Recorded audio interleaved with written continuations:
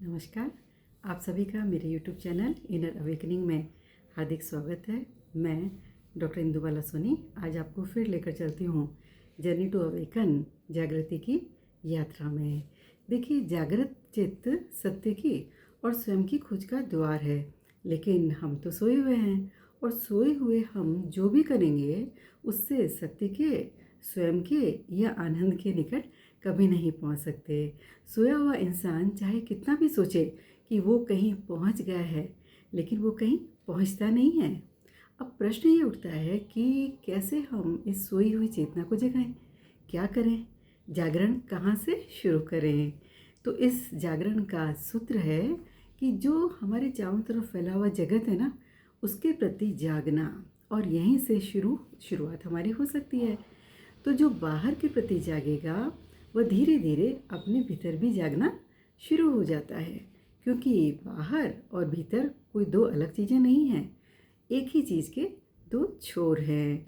जो बाहर के प्रति जागना शुरू हो जाएगा, धीरे धीरे क्या होगा, उसका जागरण, उसकी अवेयरनेस गहरी होती जाएगी और वो अपने भीतर आना शुरू हो जाएगा। अब मैं आपसे कहूँ कि हमारे चारों तरफ फैला हुआ जो जगत है उसके प्रति आपको जागना है, लेकिन आप कहेंगे कि आप तो पहले से ही जागे हुए हैं। मैं निश्चित रूप से आपको कहूँगी कि आप जागे हुए नहीं हैं। तो आप एक उदाहरण देती हूँ कि जो वृक्ष आपके घर के बाहर लगा हुआ है, क्या आपने उसको कभी आंख भरकर रुक कर निहारा है? कभी उस वृक्ष के पास 2 क्षण आप रुके हैं? वह बच्चा जिसने आपके घर जन्म लिया है, कभी उसके पास बैठकर उसका निरीक्षण किया है, उसे निहारा है, उसे दुलारा है? नहीं, बिल्कुल नहीं। चारों तरफ हमारी जो ज़िंदगी फैली है ना, उसके प्रति हम सोए सोए चलते हैं। लेकिन इसका पता कैसे चलेगा? इसका पता तो तभी चल सकता है जब कभी ज़िंदगी में आप पर खतरे आए हों। कभी रास्ते में चलते समय किसी आदमी ने अचानक आप पर छुरा उठा लिया हो, या कभी आप किसी गहरे गड्ढे के ऊपर से गुजरे हों जहाँ गिर जाने और मर जाने का डर हो। तो इन स्तरों में, यानी इन क्षणों में शायद आप जागे हों। जब जीवन में खतरा आता है ना, तब हमारा जागरण होता है। एक क्षण के लिए पैदा होती है और हम फिर सो जाते हैं। कभी आपने आपके घर के बाहर चलती हुई सड़क को गौर से देखा है? अगर आप 5 मिनट भी गौर करके देखें तो आप पाएंगे कि लोग जो है ना, वो सोए सोए चल रहे हैं। उन्हें देखकर आपको पता चलेगा कि वे सड़क पर चल तो रहे हैं, लेकिन उनका मन कहीं और चल रहा है। उन्हें कोई बोध नहीं है कि क्या हो रहा है चारों तरफ। और गहरी नींद का तो यही लक्षण है कि मन कहीं और हो, जहाँ हम हो वहाँ मन ना हो। तो ज़िंदगी जो है एक यंत्र की भांति, एक रूटीन की भांति चलती जा रही है। हमने अपने जीवन के जो द्वार हैं, जैसे हमारे आँख, नाक, कान, जिनसे बाहर का जीवन संप्रेषित होता है और अनुभव होता है, उन सब को हमने बंद कर रखा है। हमारे पास जीवन की कोई खबर नहीं आ पाती। अगर ये द्वार खुले हों और जीवन की खबर आना शुरू हो जाए, तो हम एक बिल्कुल दूसरे मनुष्य के रूप में परिवर्तित होना शुरू होने लगेंगे। हमारी संवेदनशीलता, रिसेप्टिविटी बाहर के प्रति अभी न के बराबर है। हमारी आंखों पर जैसे एक पर्दा है, और वो पर्दा है नींद का। हमें बाहर की घटनाएं छूती ही नहीं है। न बाहर का सौंदर्य हमें छूता है, न बाहर की कुरूपता हमें छूती है, न बाहर का दुख, न आकाश, न तारे, न नदियाँ, न पहाड़, कुछ भी हमें छूता नहीं है।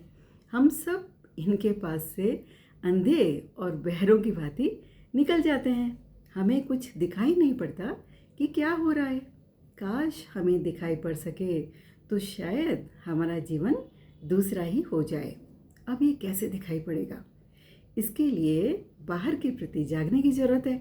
अचानक आकस्मिक रूप से 2 क्षण को ठहर जाएं और देखें कि बाहर की दुनिया में क्या हो रहा है।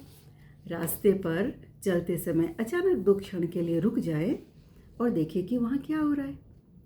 कभी भोजन करते समय एक क्षण को रुक जाएं और देखें कि क्या खा रहे हैं, स्वाद कैसा है, खुशबू कैसी है।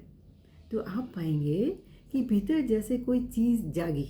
एक क्षण के लिए, एक क्षण को झलक आएगी और फिर वो चली जाएगी। लेकिन इससे दो बातें तो साफ हो जाएगी कि साधारणतया आप सोए हुए हैं, और दूसरी बात कि ये जागरण क्या है, इसका आपको बोध होना शुरू हो जाएगा। जैसे हमारी नींद क्षण भर को टूटती है तो क्या होता है, एक गैप पैदा होता है। और अगर यह गैप निरंतर हमारे अनुभव में आता रहे तो उस क्षण में कोई दुख, कोई अशांति हमें मालूम नहीं होगी। अगर ये क्षण हमारे जीवन में बढ़ने शुरू हो जाए तो हमारी जागने की क्षमता बढ़ती चली जाएगी। कभी कभी ठहर कर जाग लेना जरूरी है। जीवन के प्रति निरंतर निरीक्षण, ऑब्जर्वेशन का भाव रखना जरूरी है। जब हम अपने जीवन को जागकर होशपूर्वक जीते हैं तब हमारा पूरा जीवन हमारे लिए गुरु हो जाता है, ज्ञान हो जाता है, और तब जीवन से निराशा हमेशा हमेशा के लिए चली जाती है। तो जिस मात्रा में हम बाहर के प्रति जागेंगे उसी मात्रा में हमारे भीतर जागरण की शक्ति जो है वो बड़ी होती चली जाएगी। हमारे भीतर बोध विकसित होगा, जागरण तेज होगा और गहरा होगा। तब आप सूक्ष्म चीज़ों के प्रति जागने शुरू हो जाएंगे, और इन सब के लिए हमारी सारी इंद्रियां जागी हुई होनी चाहिए। जब आप बाहर के प्रति जागेंगे तो धीरे धीरे क्या होगा, आप अपने शरीर के प्रति भी जागने शुरू हो जाएंगे। आप पाएंगे कि जब आप चलेंगे तो आपको पता चलेगा कि आप चल रहे हैं। आप हृदय की धड़कन भी आपको सुनाई पड़ने लगेगी, आपकी नाड़ी की गति भी आपको प्रतीत होने लगेगी, और आपको आपके शरीर का एहसास होने लगेगा। अभी आपके शरीर का एहसास नहीं होता है। अभी तो शरीर का एहसास तभी होता है जब कोई दर्द हो। सिर में कोई तकलीफ़ होती है तो सिर का पता चलता है। अगर पैर पर चोट लग जाए तो पैर का पता चलता है। लेकिन आप जब गौर से जागेंगे तो आपको आपके शरीर का पता चलेगा, और जब आपको आपके शरीर का पता चलेगा तभी आपको पता चलेगा कि मैं और शरीर में क्या है, कुछ फासला है।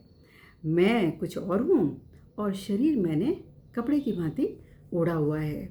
और जब हमारा शरीर एक खोल की तरह एहसास होने लगता है तब हमारी चेतना और जागृत होती है, सूक्ष्म होती जाती है। तो इस तरह जितना हमारे भीतर जागरण बढ़ेगा, सूक्ष्म चीज़ें हमें दिखाई पड़नी शुरू हो जाती है, अनुभव में आनी शुरू हो जाती है।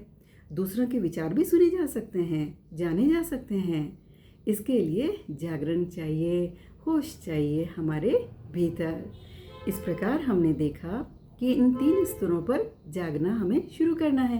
पहला स्तर है बाहर के जीवन से जागरण, दूसरा स्तर है शरीर के जीवन से जागरण, और तीसरा स्तर है मन के जीवन से जागरण। तो जागरण के लिए हमें इन तीनों स्तरों पर क्या करना है, प्रयोग करना है अपने जीवन में।